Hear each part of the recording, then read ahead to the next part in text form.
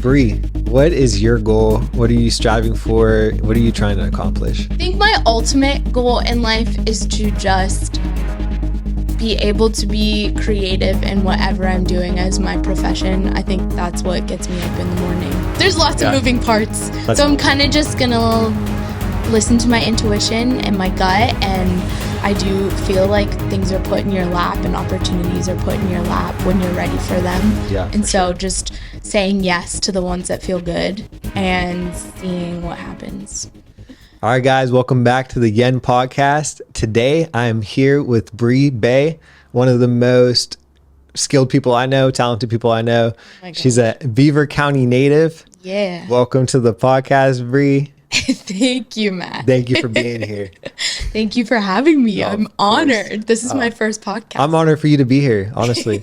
Seriously. Thank you so much for taking the time.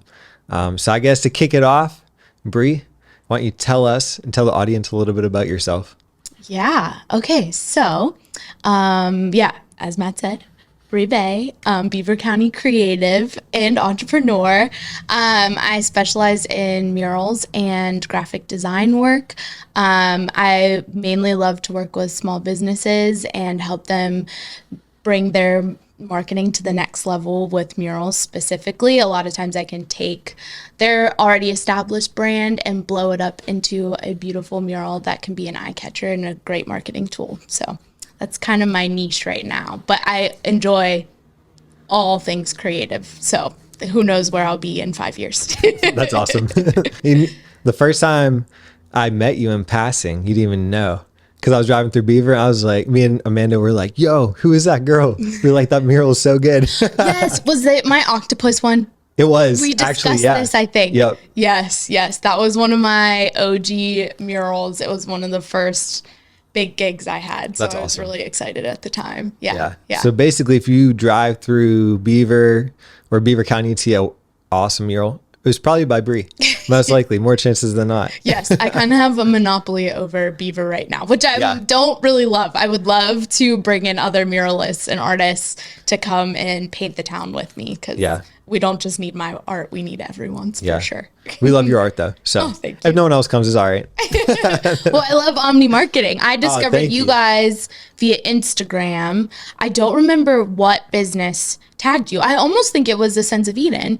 Oh yeah, probably. Yeah. She was actually, so Debbie, shout out to Debbie Del Monte, Sense of Eden. She was actually our first client, believe it or not, like three and a half years ago. And we actually still work with her, but yeah. Debbie's and that's so special that you've had that client for that long. Those are some of the best clients for sure that you can keep a relationship going with and continue to work with them. Yeah. If she's watching this, Debbie, this is your sign to have Bree paint that mural. So Debbie and I have actually talked before about a mural. Let's go. She has a great wall in Bridgewater. She does have a good wall. Yes, and she knows it. And so we discussed a mural like last year, I think it was, but the timing just didn't work out, and I wasn't currently in Pittsburgh or Beaver. So that kind of fell through. So I have to reach out to Debbie again. I would love to paint your wall.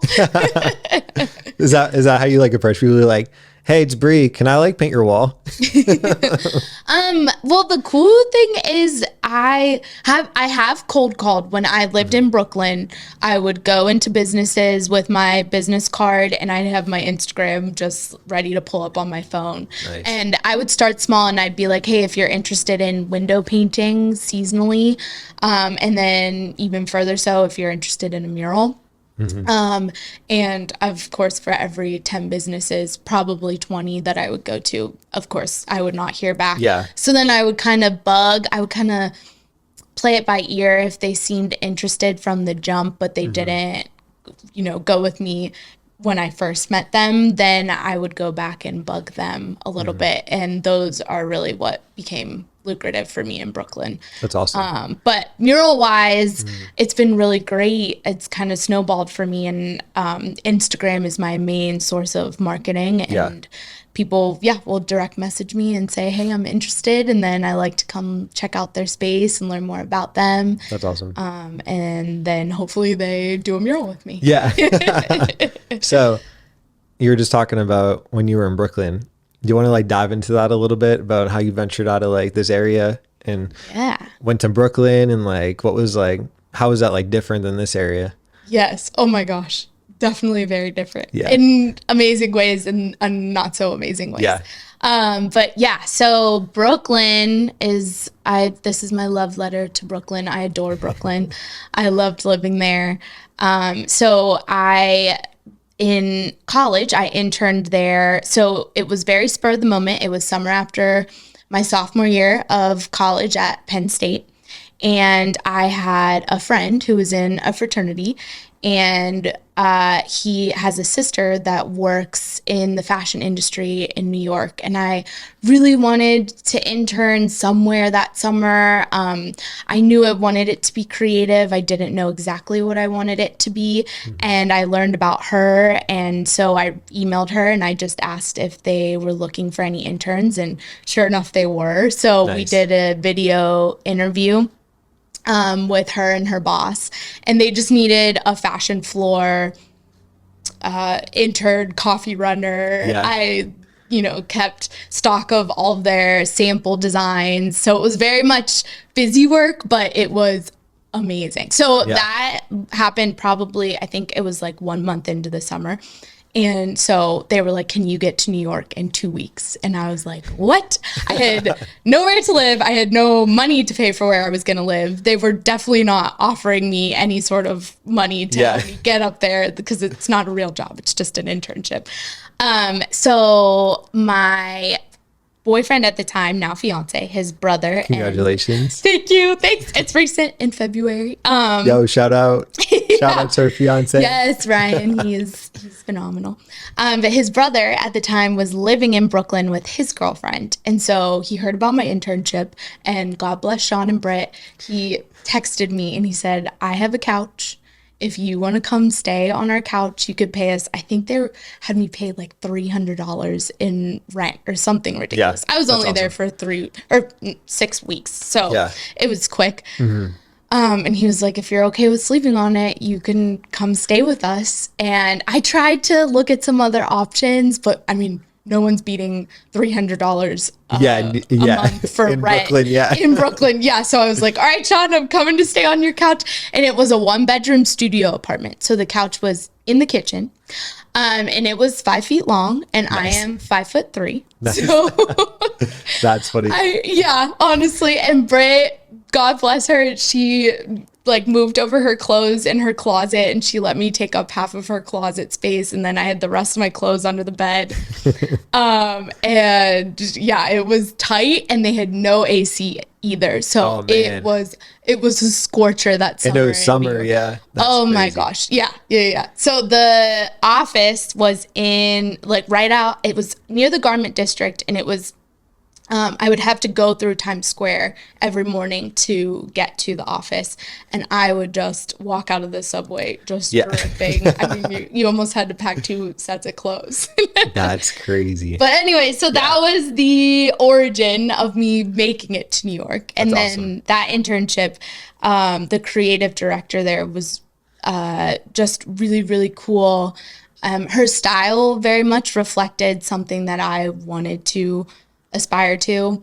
At some point, she was very like happy-go-lucky, stylish, hippie, Carrie Bradshaw, all in one. And so she was really inspiring for me, and we have emailed back and forth. I haven't talked to her in a year or two, but she's been a wonderful person to have in my corner. Yeah, for sure. So anyways, then the next summer I interned again, and this time it was a little more planned, and I started interviewing a lot earlier in the school year, and I interned with the Estee Lauder companies, and that really just opened the creative world to me. This time it was a graphic design internship, and they did not send me on coffee runs. It was very much, they gave me work to do. I was working with the digital marketing team on their 360 social media campaigns. So a lot of email work. I helped them with some social media stuff. And same thing, the creative director there was just phenomenal. So I worked for not Estee Lauder, that brand. Estee Lauder owns like 20 plus different brands. Gotcha, So okay. I worked They're for, like the parent company.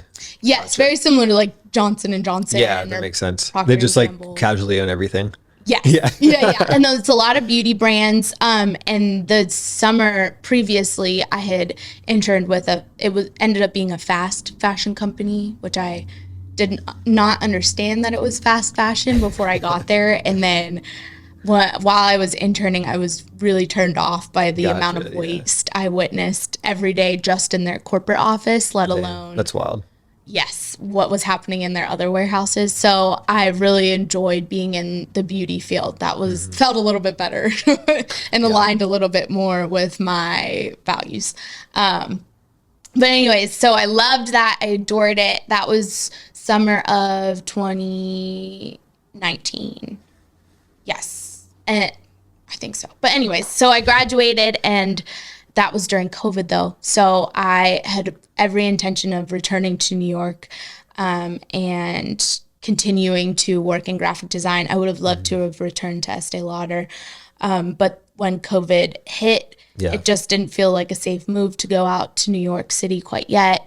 And in the meantime, someone asked me to paint a mural, and I was like, I have never done a mural before. Oh wait, so that's like the beginning of the Yes. Wow, that's pretty That cool. was the beginning. Yeah, I really had my heart set on graphic design all through college. I knew I loved to paint. I just thought that kind of had to be a plan B or a hobby or just something that I enjoyed doing. I never thought I could utilize it to make a living. Or I envisioned it maybe someday along the lines when I had developed more of a style and understood more of who I was as an artist. Yeah.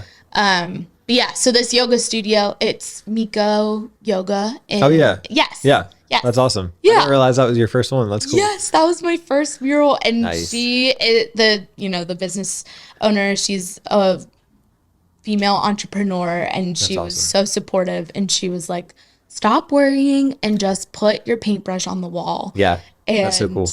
yeah, that was great. And then, kind of kept snowballing from that job. And so I was in Beaver doing mural work for about a year. And in that time, my fiance got a job out in New York, and he ended up moving there. And so our idea was to get me out there eventually.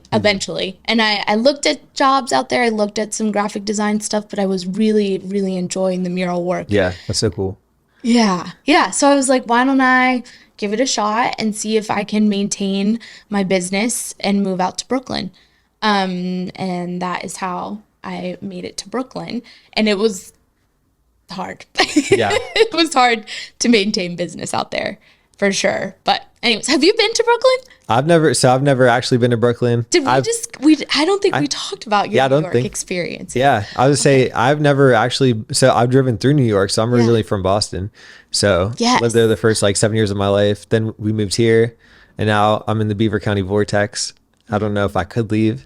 I know it's a great vortex. And I came back. So yeah, exactly. Yeah, everyone, if you were watching this and you're not from this area, if you leave Beaver County, more times than not, usually come back. So it's a vortex. But yeah, so originally I was in Boston. So that's why I asked you about how different Brooklyn was, because I know Boston, even though I was younger when I grew up, or like when I was born there, obviously, then moved here. But I still remember the difference of like a bigger city compared to like small town, like Beaver County, even Pittsburgh. Pittsburgh is not like a very big city. Like I feel like the population's definitely growing out here. Like I even just like, even through Beaver, like sometimes I'm like, oh my God, there's traffic. And then I'm like, well, there's actually really not compared to like an actual city. But I feel like compared to Boston. Yes, or exactly. New York. Oh yeah. When I first took Amanda to Boston, we went with my family, and everyone was like, we got to leave. We're getting Chinese food, because Boston has the best Chinese food. So I didn't know that. Is that what Boston? I feel like Boston just has the best everything. If you're from Boston, you probably just. Oh, that's a bold statement, man. I know. I feel like when you're from Boston, you're just like, oh, they have the best this, you have the best that, or maybe that's just me. Maybe I'm just like, I don't know.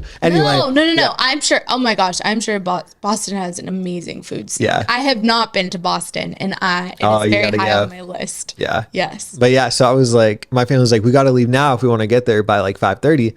It was like 4:45, and it was only like a few miles away. And Amanda's like, why are we leaving? So like, why are we leaving right now? And we sat in traffic for like an hour, and she was like, oh my God, this is terrible. Is it always like this? And my fiance's like, yeah. That's why we left like an hour early to drive like 3 miles. Oh, it is so brutal. Yeah. Yes, traffic is unfortunate. And yeah, we definitely take that for granted in Yeah. Pittsburgh. Oh my gosh, if yeah. you've never lived anywhere outside of Pittsburgh Yeah. and you complain about Yeah. traffic, Oh, I'm that's like, Amanda. you just don't know. That's Amanda all day. She'll be like, I want to live in the city. And then like we'll drive through like Monaca and she'll be like, she's a rager. Like as soon as there's like someone in front of her knocking like 10 over the speed limit, she's snapping on them. So I'll be like, bro, you could never move to the city. Like you would hate it there. Oh, I don't know. Her grit when it comes to driving could come Oh, yeah, the handy grit- for her yeah, in the yeah. city. She'd be good at it. True. though. Yeah, she's very she'd be aggressive. Her family does not like her driving because she's super aggressive, but I like it. But she'll call me just to like rage at someone on the road. I'm just like, why are you yelling at me right now? She's like, I'm yelling at this guy. I'm like, all right. Anyway, I could talk about that for a long time, but yeah. So to touch on what you said, I feel like there's definitely benefits to being in a city, but like the benefits of being in a place like Beaver County is like it's so tight knit and it's so much easier to like gain trust. And then like the word of mouth is like you like live or die by like word of mouth around here because like Yeah, you everyone knows do. everything about everyone basically. It's so referral based. Yeah. Yeah. Well, Brooklyn, when we lived there, it was just very inconvenient to be a starting artist. Of course, that's the classic story. The starving artist moves to the big city to get big.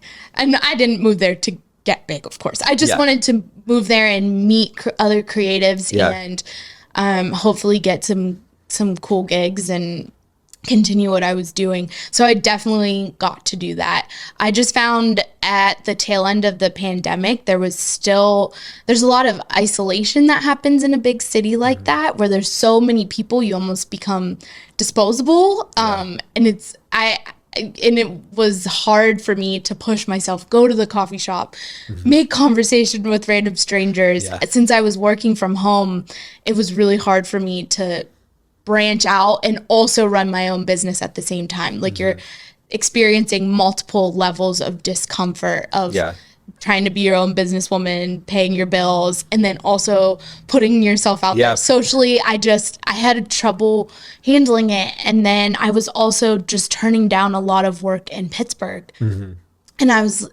we were kind of at an ultimatum last year. We said, do we want to stay in Brooklyn another year, another 5 years, or do we want to move back to Pittsburgh and be able to buy a house and afford groceries more easily and, all that good stuff.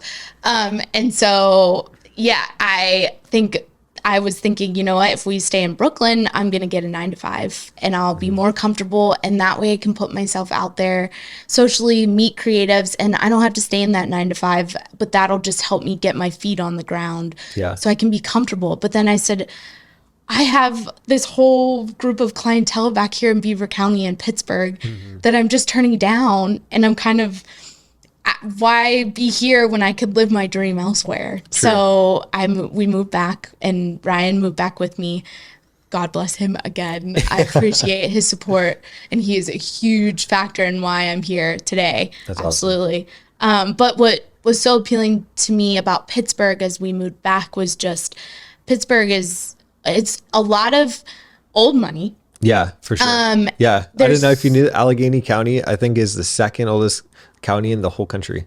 Is it really? And Beaver County is like, I'm pretty sure in like the top 10. That's incredible. Yeah. So there's all this old, gorgeous infrastructure and homes, and there's so much beauty in Pittsburgh, and a lot of it got left in the dust when the steel mills closed down in the 70s and the 80s.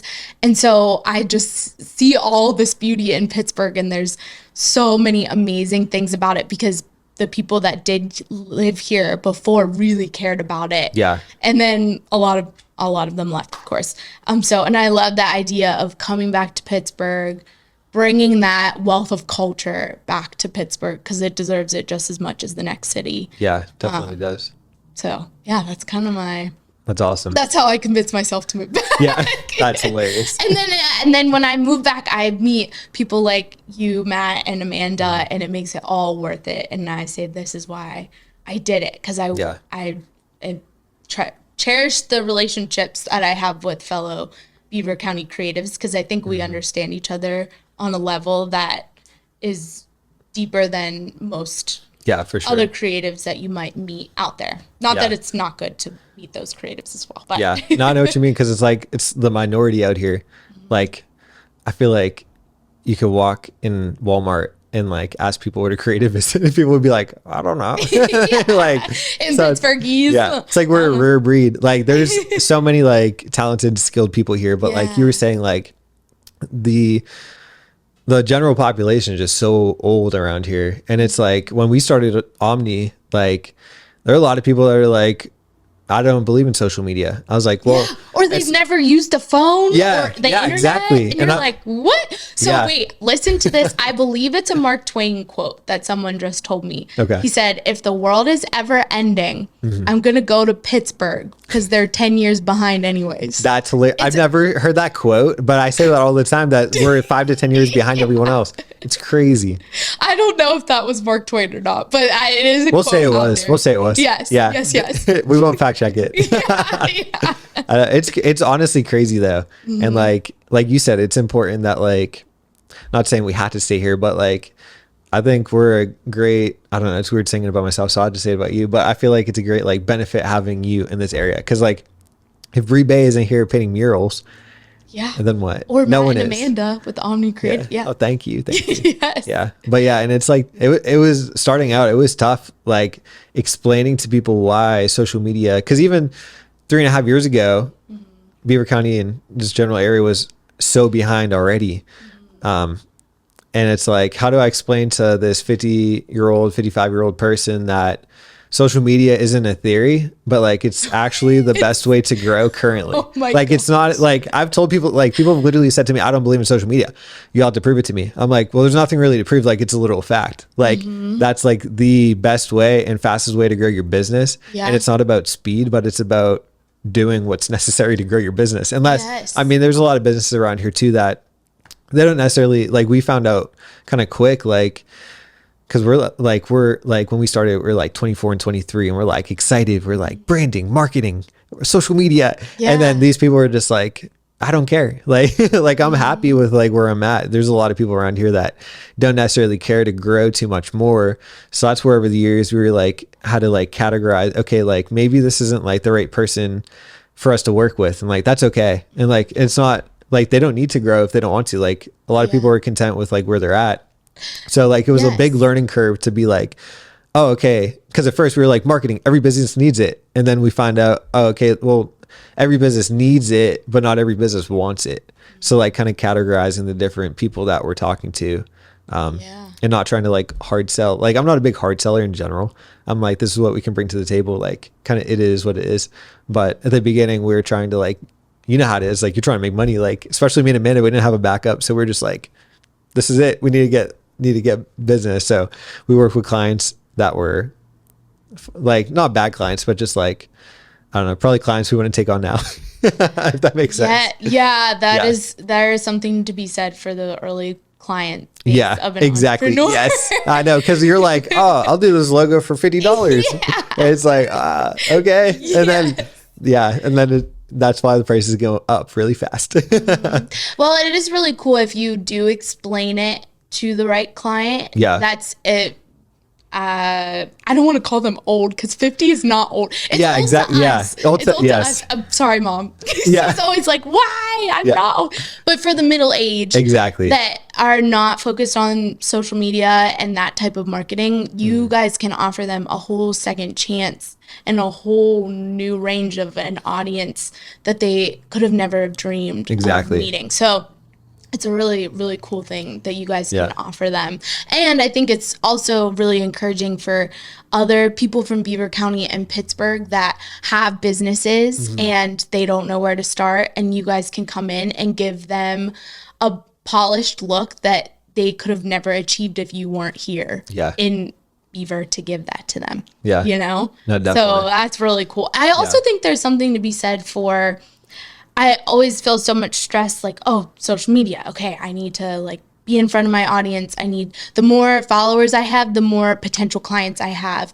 And so that was something that I was really worried about when I first started. And then I've started to really lean into engaging with my current audience. And there's so much, you don't have to have thousands of followers to have a completely booked calendar of work. Yeah. Oh, 100%. It's absolutely quality over quantity when it comes to a follower. Oh, 100%. If that person is following you for the wrong reasons, they're never going to be your client. Yeah. So yeah, just like really leaning into those people that are already supporting me has been so beneficial and eye-opening for me, and taken off the stress of worrying about just my reach. Yeah, exactly. Yeah. And I was gonna say, this is like, besides like a business point. So my niece, she's like 16 and like she was on, her and her friend, they were at, so my sister just had a wedding, we were there like poolside, and they're talking about like buying followers.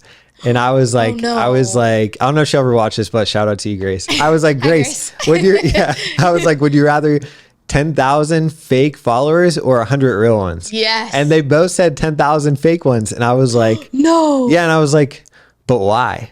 Right. Because like, it's the same thing as like, would you rather have 10 fake friends or one real friend? And at the end, the benefit isn't in the numbers. Like, it's behind, like what you said, it's not about the quantity, it's about the quality. And like in business, one person, like networking, one person can completely change your business and your life. Absolutely. So it's like, we look at like social media because we see like something that's like 10 million people viewed this and like 5 people viewed mine, but like those views are actually like real people.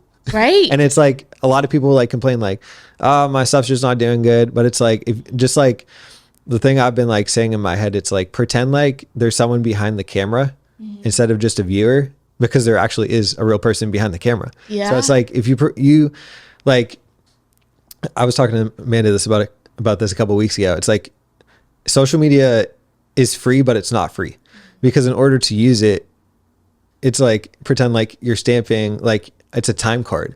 So someone goes onto social media and they're giving up their time, which is the most valuable asset in a person's life, because without time, you're dead. So they've already sold their time. So what you're trying to get is not their time, but their attention, because they already sold their time. It already got sold to Meta, whoever it is. Now you're fighting for the attention. And the best way to get their attention is to not just solely do it based on like to get likes, actually give someone that's going to provide value to them. Like, make content with the intent to actually like make someone's life or their day better. Make it worth their time. Yes, make it worth their time. Make it worth their attention. It's like, today, like you're giving me your time and your attention. Yeah. So it's like, I don't want to disappoint, and like I want to provide value to you. Where it's like, I feel like for a lot of people on social media, we don't think that way. It's like, how can I get a like from Bree? How can I get a follow from Bree? How can I get a share from Bree? Rather than like, how can I give her value? And like in turn, it just like comes to you. Like, I feel like it's almost like a natural law. And like, you don't give to get, you just give to give. And like, it always does come back to you. And like, it's hard separating, like, I'm just going to get, like, I don't know. I feel like I'm rambling now, but it's like, just give and like, don't expect anything back. Yes. And like, if you give to 10 people, the chances are like one person's going to give back to you. If that makes sense. That was so well said. I could not say it any better. Thank you. That is, yo, Bree's my hype girl, and Sid is out here filming us today, and she told us that we got to start. Fixer Upper Creative Edition. Bree said she's going to smash up her own tiles, make mosaics. I am. I'm going to make my own mosaics. I'd be there for it. That'd be pretty dope. Not going to lie. I know. I would love to have a mosaic business someday. But that'd be sweet. I would love to have a lot of businesses someday. Yeah. So I know, me too. The curse of the creative, right? And the entrepreneur. So, Bree. Yes. What is your goal? What are you striving for? What are you trying to accomplish? I think my ultimate goal in life is to just be able to be creative in whatever I'm doing as my profession. I think that's what gets me up in the morning. Mm-hmm. And also at the same time, maintaining the balance of the things that I value. So my family, my fiance, I love physical activity, yoga. It's just being able to balance all my pillars, and do that consistently throughout my lifetime. But more specifically in the entrepreneurship realm, I think the next 5 years, I really want to focus on honing in on my craft of mural work and really making that my main thing, and just hitting the financial goals that I want to hit with it and gain some of the clients that I want to gain with it. I would like to move into the residential space a little bit more and cool. do some things that are more interior design oriented and Gotcha. really are thoughtful of the spaces that they're in. And eventually, 5 to 10 year projection, I would love to get more into the interior design space. I'm super interested in all of that. However, I also do have my toes in the wedding space as well. I do live illustrations and wedding portraits as kind of my side hustle to my mural work. Nice. And I will also make like stationary wedding invites for my friends. I really enjoy doing that. That's kind of where I started when I was younger. That was one of my favorite things to do. I made cards, birthday cards, any type of occasion cards for all of my family. That was my thing. That's cool. And so I could just see that coming full circle someday, maybe. Yeah. I love doing that now, but from a graphic design viewpoint. So I don't know. There's lots of moving parts. That's so I'm cool. kind of just going to listen to my intuition and my gut. And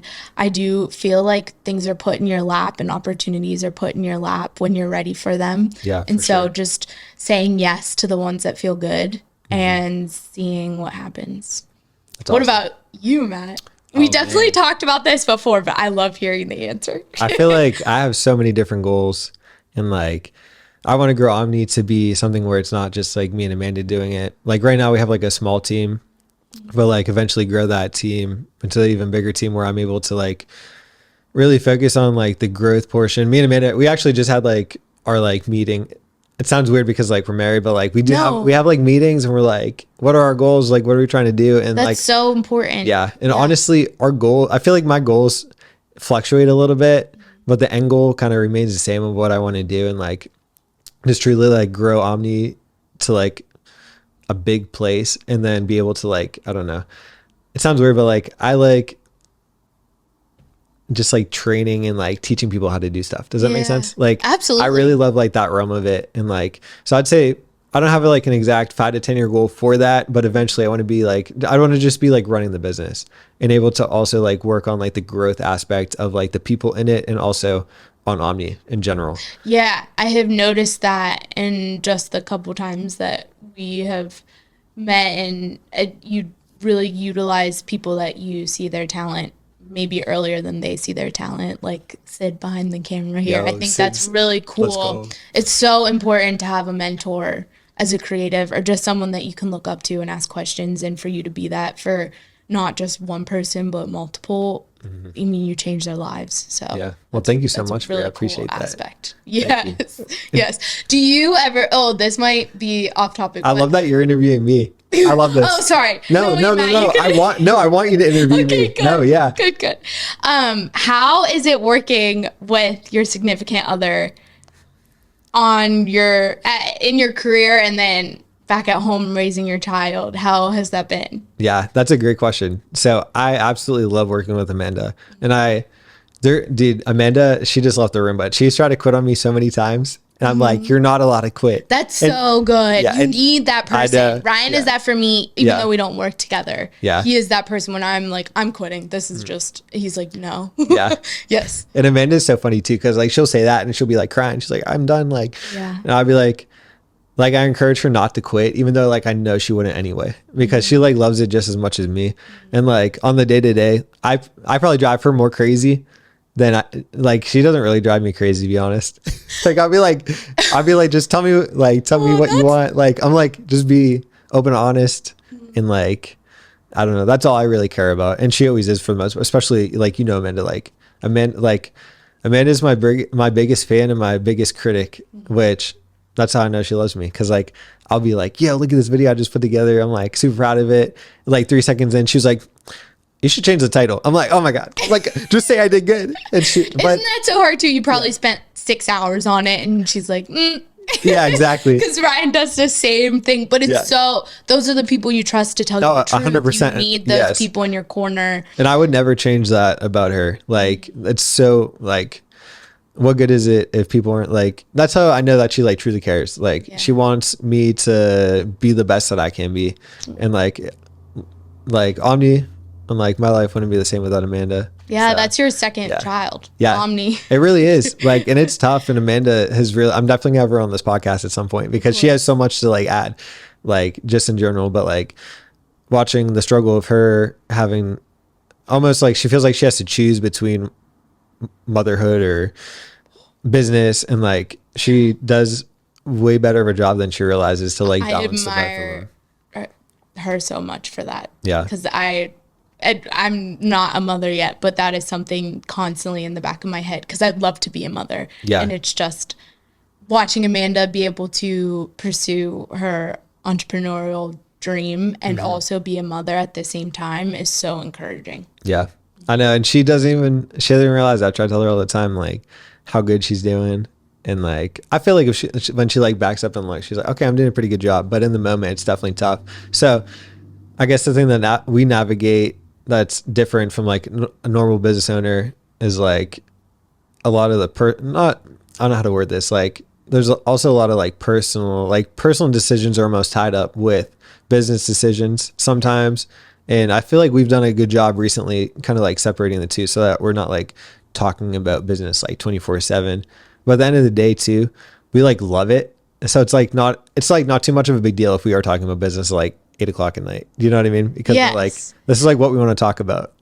No, because that would be really hard if one of you needed to have the off switch. And then that might be a point of contention at some point. Yeah. It's also being an entrepreneur and putting in those outrageous hours. It's, I'm sure, really nice to have someone that's understanding of that. Definitely. And you guys are both putting in those types of hours and you just get it. There's that mutual understanding of the type of time and effort that needs to go into it. Yeah, for sure. Especially because like when we have like, if I have a bad day, like if something, I don't know, we're not perfect, so things go wrong. And like sometimes clients, like we haven't really had a ton of instances where like someone's like mad, but we're human. So it's like, if I have a bad day, Amanda probably is having a bad day, or she's having a bad day, I'm probably having a bad day, because we're still such a small team. It's like we take on the brunt of everything that like goes on. Even when we have a big team, like at the end of the day, you're the owner. Everything that went wrong is your fault. It's like you had to take on the blame for everything, because I can't remember who said it, but it stuck with me. I don't know if it was Alex Hormozy or who it was, but basically, if you blame someone else or blame something else, you're giving up control of the situation. So it's like, if you just take the blame of everything, then you're in the power to be able to change the outcome. Yes. Or like be able to change it from whatever, like development, like a worse development or whatever. It's like, just take the blame and then make it better. Especially with clients. I feel like if the client sees that you get mad, it doesn't like, they're like, oh, okay, he's mad. Like he cares. Like, yeah. Like as long as I feel like at the end of the day, people are people. Doesn't matter how long you've been in business, how much money you have or little money you have. It's like at the end of the day, we all kind of have like the same principles. And like, if someone sees you get upset over a mistake, they give you grace. They're like, okay, like he's going to make it right. Like he actually cares. Like he's not just like screwing me over kind of thing. Yeah. He cares about me and my business. Yeah, exactly.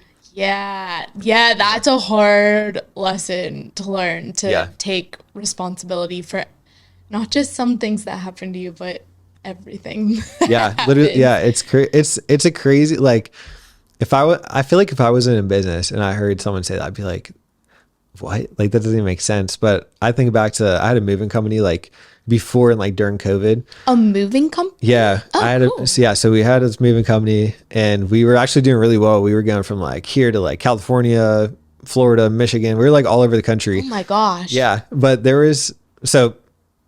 long story short, we ended that because it was going really well. We kind of had to make a decision. Do we want to like pursue this or not? And we decided not to, because the moving industry is brutal.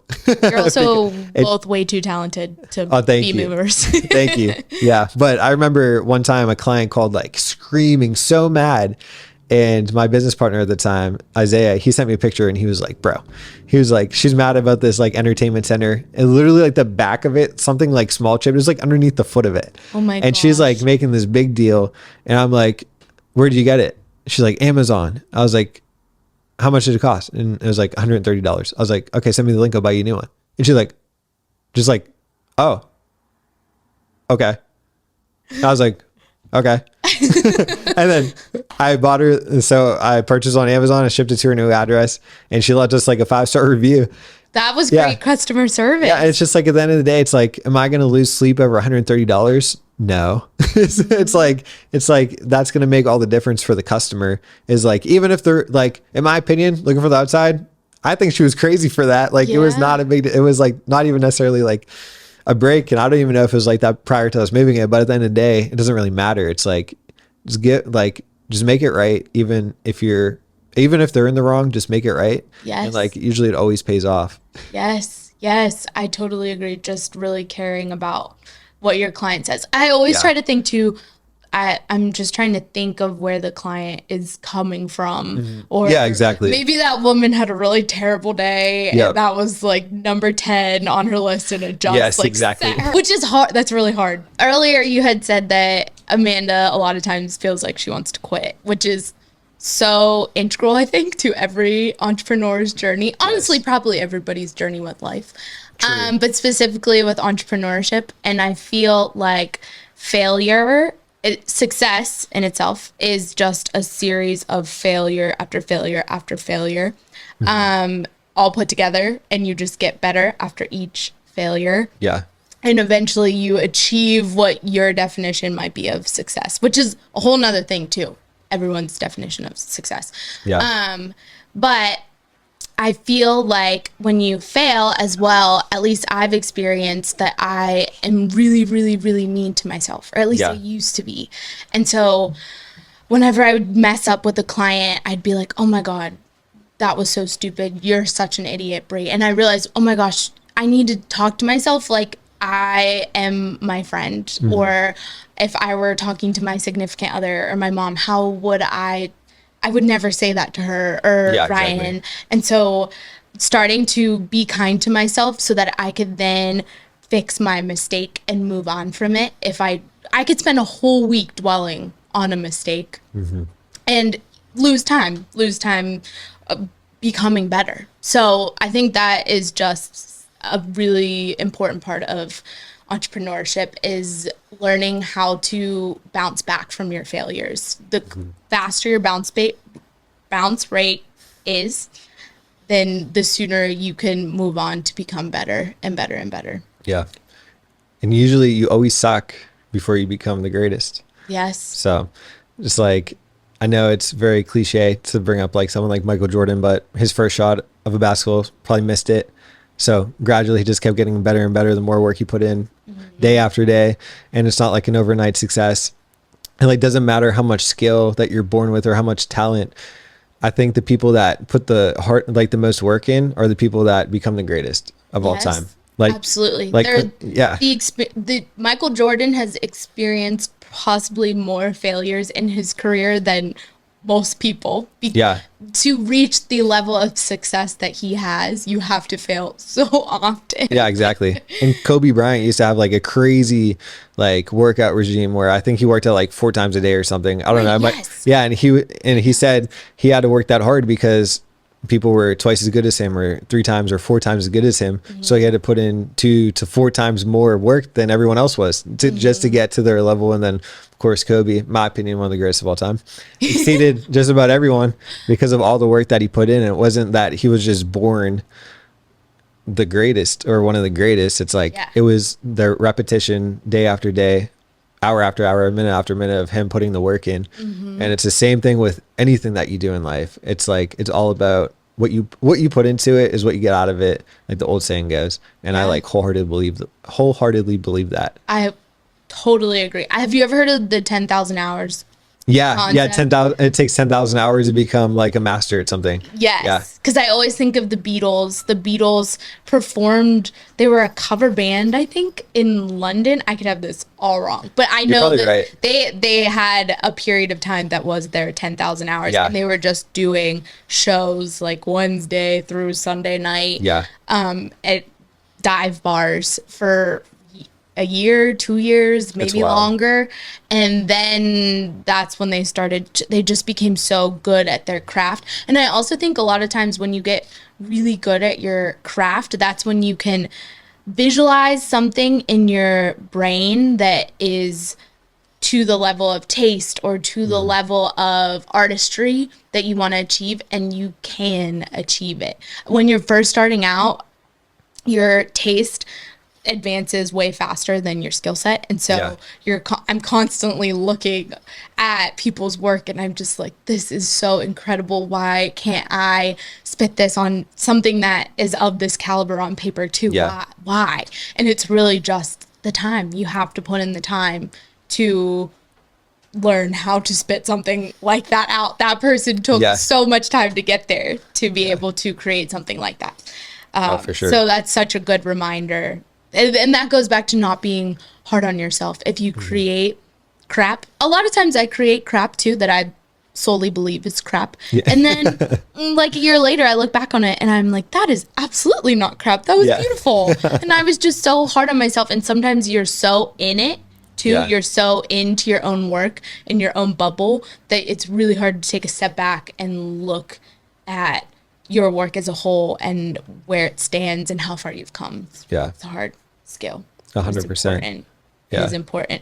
I also find that I put a lot of stress on myself to be original. And my dad always says, don't be a sheep, don't be a sheep, don't be a sheep. However, I feel like you have to be realistic with yourself and be like, there's nothing new under the sun. So you're constantly, like, you're a sponge. You're just soaking in information, artwork from creators all around you. And I feel like the originality sometimes comes from when you take all of those people that you love and their work and put your own twist on it. And then put it into the world. But how do you find ways to stay original in your work?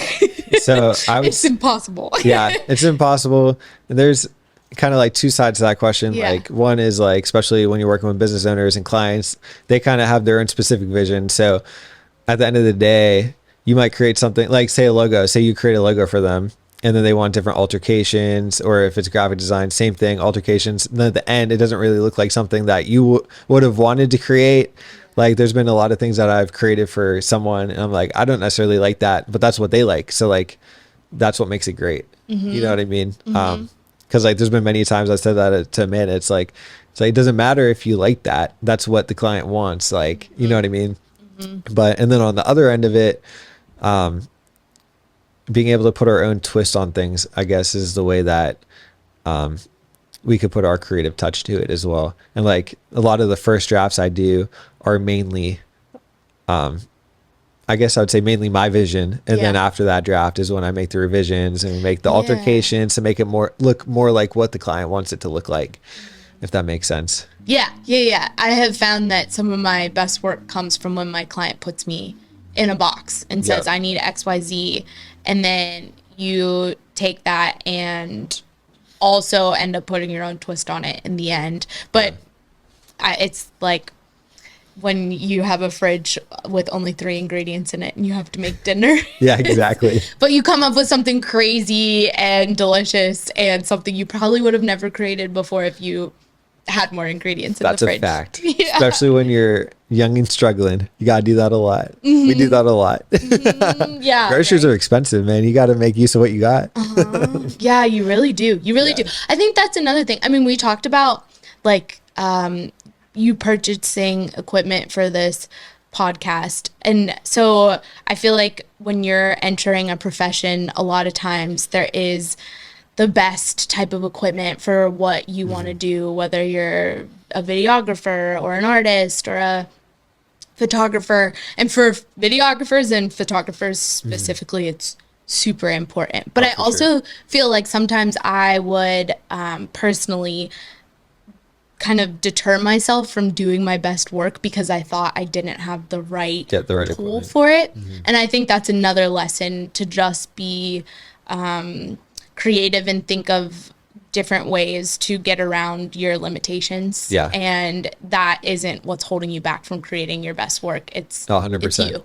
Yeah. It's not your equipment. A lot of times it's you. Yeah. Except for videography and photography. Yeah. Like I I mean, there's a lot I of people. strongly believe you Yeah. need good equipment Yeah, to definitely. make good quality stuff. Yeah. That's part of the art of it, is choosing that equipment and knowing sure. when to use it, where, and how. So Yeah, exactly. No, I I'm agree. guessing. No, yeah. I mean, I definitely agree. I always try to get, like, a lot of people kind of work up to certain products or whatever, and I'm like usually like, what's the best thing I can buy, and then like just figure out a way how we can purchase that from the get-go, so we Yeah. can just create the quality product at the beginning rather than like trying to have to like work your way up to it. And like you can still make good, like everyone has an iPhone or like some type of phone Yeah. that can take video now. Like there's people on Instagram that are influencers that they're like iPhone videographers or iPhone photographers, and like you could still, like, we're blessed to live in like 2024 where you can take a really good video or take a really good photo with like just the phone that's like in your pocket. So it's like, I don't know. That's definitely true. Yeah, definitely blessed to be. Accessibility. Yeah, we almost everyone has accessibility in this country, at least, to like produce some type of decent product when it comes to that sense. But I wanted to ask you, so what are some of your biggest inspirations, like in Yes. artist? So I find that the people I'm really drawn to share a lot of who they are. I think in 2024 specifically, and something that historically we love about artists is their personality. Yeah. And so there's a lot of content out there. There's a lot of artwork. And so I find that the content creators that share not just their work, but also who they are, and maybe it's their family, maybe they're a stay-at-home mom, maybe they also really like fashion. Or they like teaching. I really like someone that you can see lots of facets of their life, and they're not just one-dimensional, and they don't just spit out artwork. I Yeah, really like I know what you seeing mean. the human behind it. So Yeah. like Van Gogh was not famous until after he died, and Yeah. I feel like, and Frida Kahlo is another great example. She's someone that I have loved from the jump. That her personality was so unique, and to tie it to her artwork made it even more special. Yeah. So, yeah, I love Frida. She was one of my early inspirations, and I really love how she takes the feminine role and switches it up, and I am nowhere near as uninhibited as she is. But I do feel like as a female in more of like a contracting space, like I'm doing mural work, so I'm in Sherwin-Williams and Lowe's, Yeah. and like I know where all the sections are. And Yeah. that feels really weird, and I'm typically the only girl, and most of the time it's all men. So I feel like a little bit of me is a little bit Frida esque in a way. But I really, really look up to she's a podcaster, Jenna Kutcher. And she started out as a photographer and then developed into a podcaster. And now she does a lot of online teaching and what's the word for, they have like conferences where and it's online. Oh, okay. Yeah, they have can't- like master classes. Masterminds. That's what, yes. She's really into masterminds. I've never done one of hers before, but she is someone who shares lots of facets of her life, is Nice. really good natured, and also super talented. So I love listening to her podcast. I really look up to her. I'm very inspired by her and the way that she helps people. So that brings me to gatekeeping, which is something that she does not do at all. And so I would love anybody who slides into my DMs. I will hop on a phone with you. If you have any questions about mural work, I want to share as much as I can, because I remember just starting out and just pouring into Google, being so confused Yeah. about what to do, where to start. It's so overwhelming. So that is something that I think Jenna Kutcher embodies really well, is not gatekeeping and sharing, just like you are, with whoever wants to listen, how to get to where she got and where you are. So it's really admirable. But what Thank about you? So I would say Friend, which is spelled Friend. Yes. I don't even know their actual names, but they're an account on Instagram, and Yeah. like photography wise, I absolutely love their style. And like, I just think it's like super cool. It's What like, is the content that they? so it's super like moody, and they do a lot of like food photography. Oh, okay. Which is like super cool. Like they do stuff like for Taco Bell and stuff. And it's cool because we started following them when they had like, I think they only had like 10,000 followers or whatever, but now they're almost at like 100,000. Like they blew up because their stuff is just like such high quality, and they're from Australia. And then Jordy Coalitic, I love his stuff. He's also a photographer. He got voted like one of the top influencers of the year. I don't know if it was last year or a couple years ago. But his stuff is just like kind of like similar, like very moody, but it's more like on the end of like, he's always capturing like people and like their emotions, and like he'll do like crazy stuff where like some girl will be like sitting at a tree reading a book, and then on the bottom half of the picture is like a scene where she's like still there reading, but like the scene is going on around her.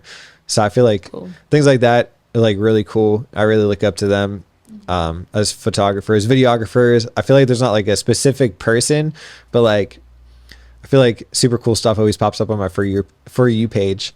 So like I'll just follow people and like be like, their stuff's super cool. Yeah. And as far as like videographer that people do know in like a different realm of like movies is like Jordan Peele. Anything he does, I feel like is like always really cool. Like he always takes like the unorthodox, like unconventional like look at things. Like I feel like scenes in his movies like just like make you feel a certain way, like almost like I don't really know how to explain it. I think I was telling you before this podcast, like I always like doing like the drone shots from like above, and it's like like I just did at the Beaver Gazebo. Like people probably won't get it, but I thought it was cool. But things like that, and those particular people, I feel like I like to like resemble their stuff, or like you were saying, like I don't like copy their stuff, but like it kind of just all gets mashed together. Yes. It kind of comes out that way. Yes. It is really important, I think, when you're a creative to take in the artworks of your favorite and the greats. Yeah. And mesh it all into something. So you were talking about how like Jordan Peele makes you feel. And I feel like that is something that I'm constantly thinking about when I make something, is like, how is this going to make someone feel when they watch it? I think that's what's so powerful about art, is that it can just make you feel things. I mean, a lot of the world can make you feel things, but art makes you feel it in an unexpected way a lot of times. And that I like what you were saying a lot. Yeah. And it's like special when you do that, and then someone like consumes that content or that art, and then you see it like come to life, and then like actually feel like the way that you intended someone to feel from looking at it. It like makes it worth creating it. Yeah. No, it does. Yeah. It totally does. Yeah. But you mentioned something that I wanted to talk about real quick to kind of wrap us up. Yeah. You mentioned like gatekeeping, and that's like really like the vision for this podcast too. Like is geared towards young people, and like a lot of times young people are looking for like some type of direction, or like they don't know what to do, and this isn't supposed to be like, this is how you do this is how to, and like here's 5 steps. It's more so like, this is how I've been doing it, this is how Bree's been doing it, and like maybe if you try these things, maybe it'll work for you too. Or like learn from our mistakes. But yes, you haven't watched any of these episodes yet. No, but I got a question that I've been asking everyone, and it's, what can someone do right now, an actionable step to become 1% better from like tomorrow, like, or today? Like what can they do today to become 1% better? And that, like, that's my goal for these podcasts. Like there's a million things that we talked about. If there's one thing that someone can do, what is it? I think something that's been really big for me this year, and I feel is essential to being an entrepreneur and being successful and being happy and feeling balanced in your life, because entrepreneurship a lot of times is not about balance, especially in the beginning. But if you want to do it long term, I think I'm going to quote my girl Jenna from her podcast. And she always says where the woo meets the work, which sounds really weird. But what I think she means is when, I mean, you can put countless hours into honing your craft, like we talked about. And you can become really good at it, and you can get all your ducks in a row, and you can figure out your finances. But if you don't have a firm understanding of yourself and what you want and the things that you value in life, then none of that is going to mean anything. You could be the most successful entrepreneur in the world, and you still might go home and you are not happy. Yeah. So I feel like a lot of checking in to see where your happiness level is, thinking about who you are and what you like, and how you don't have to put a definition on it either. You're constantly evolving, and you should. And putting yourself in a box is only doing yourself an injustice. Yeah. But just thinking, I don't know, learning a little bit about yourself each day. I think that's what it is. And just checking in, making sure that all the woo-woo stuff, all the mental work is being done at the same time as the work, so that they can come together and you can have the balance and the success. That's awesome. Well, thank you so much, Bree. I appreciate you being on the podcast today. Go follow Bre Boeh. How do you spell that? Yes. It's spelled Breboeh. Yeah, at Bre Boeh. So not to get confused with Bre Boeh. Yes. Yep. Go follow her on Instagram. If you have any questions for her, she has an open invitation for you to DM her. Please do. No creepy guys. Just actual questions. Yes, but yeah, thank you so much, Bree. Bree is honestly Matt. one of the most talented and skilled people I know. Like, I seriously mean that, not just saying that because it's a podcast. So thank you again. Thank you for tuning into the Yen podcast. And if you enjoyed it, like, subscribe, follow, and we'll be back.